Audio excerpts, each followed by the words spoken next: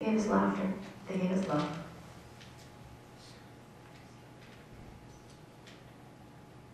April was waiting for a heart transplant.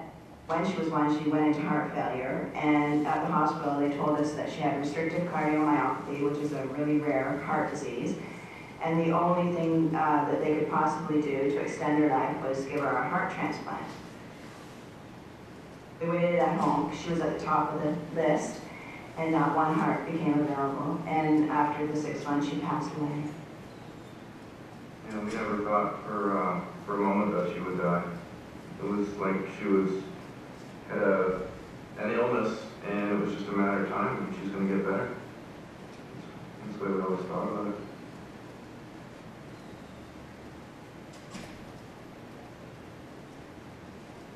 Yes, sir. You stop right there, just because there's some statistics I'd also like to go through really quick. So, if you can just go to the next slide. Some sort of basic facts for all of you guys to know when we discuss in the religion class. Before I go any further, I'd just like to congratulate you guys on running in this weather. It's snowing and you drove in. So, everyone's a potential donor. One donor can help as many as 8 different people. And you can see the organs that can come into play. Heart, liver, kidneys, pancreas, lungs, small bowels, stomach, eyes, heart valves. I'm not going to read them, but what you also need to know is they sometimes do 2 of these at one time. A heart and lung transplant can be done, or a kidney pancreas. So this is just, you're not just looking at one organ itself. Every 3 days, someone dies waiting for a transplant. The list just keeps getting longer. And when we go to the next slide, you'll see that. This is since 1996. The number of transplants have increased now to 609. This is as of 2006. But the gap was getting bigger and bigger. Can we go to the next slide? The reason being is, of all the deaths that are out there, only 1.5% can be considered for organ donation, and that's usually neurological death, when somebody has a blow to the head. Organ transplant has become successful, as you saw in the video, and we'll get into that in a little bit more. So these are the 3 types of types of donation. Neurological, I've already spoken about. Cardiac is something relatively new, especially here in Canada. And living donors. You heard about one sister donating to the other a kidney transplant. You can also donate a part of your liver. You can actually donate 98% of your liver, and that your liver will regenerate back to its normal form. So these are some of the common concerns when you think about organ donation. For most of us, is the doctor going to save me? Are they going to work hard enough to save me? For older people, are they too old? No. The oldest living donor was 102. And he ended up donating his eyes to give somebody else eyesight. Asking a devastated family is, you might consider it cruel, but from the people that we've spoken to, the family members that we've spoken to, they all seem to find, I wish we had a family member here, they all seem to find that their loved one continues to live in that person. And they feel a sense of relief. This is a way that they can continue to feel with their loved one. My religion is against organ donation. Well, the Catholic religion is not. And for the majority of the religions out there, they actually encourage it or promote it. We have a pamphlet that we can leave you that Father Felix will have that will discuss the different religions.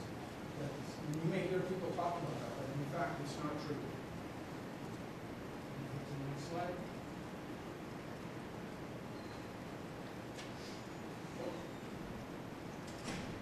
Okay. Tissue donation. If you want to know where tissue donation is, think about burn victims.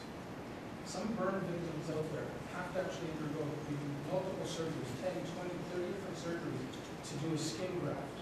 And this is where tissue donation, if somebody's very ill and they can't donate their organs, the one thing they can do probably is tissue donation. And as you can see, 75% of people can actually do tissue donation.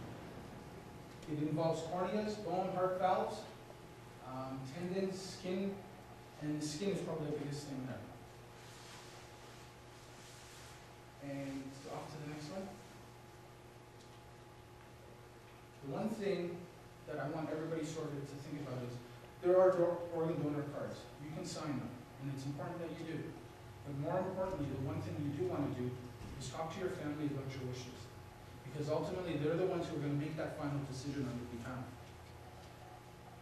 At this point, I'd like to share a personal story of mine. Normally, I have somebody here who's actually an employee of Toronto. I'm a volunteer. When I was 19, we still had OECs back then, so I was studying away. I ended up having appendix issues. I had to be rushed to the hospital. I had my appendix removed. Coming out of the surgery in the recovery room, they told me I had a heart murmur. I said, okay, let me see what that's about. They referred me to what's a cardiologist. A cardiologist, you guys know what a cardiologist, anybody know? Yeah. Well, this cardiologist told me I had hypertrophic cardiomyopathy. It's a different type of condition than you saw that little girl have. But essentially what it involves is heart failure. My situation was relatively stable at that time.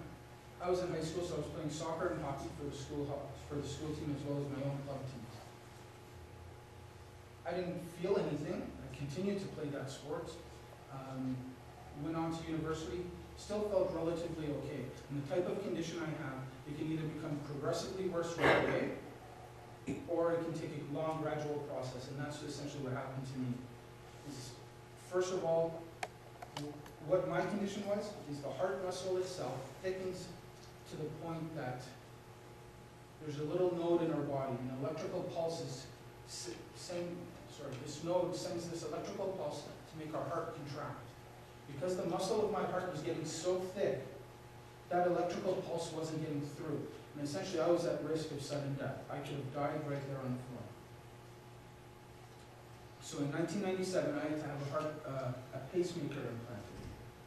That pacemaker essentially was there to help prevent that happening. Things continued relatively normal, but essentially at that point I had to stop playing hockey, soccer, anything and everything. I had to watch my health. I had to see a nutritionist. I had to watch how much salt I ate. This is all while going through university.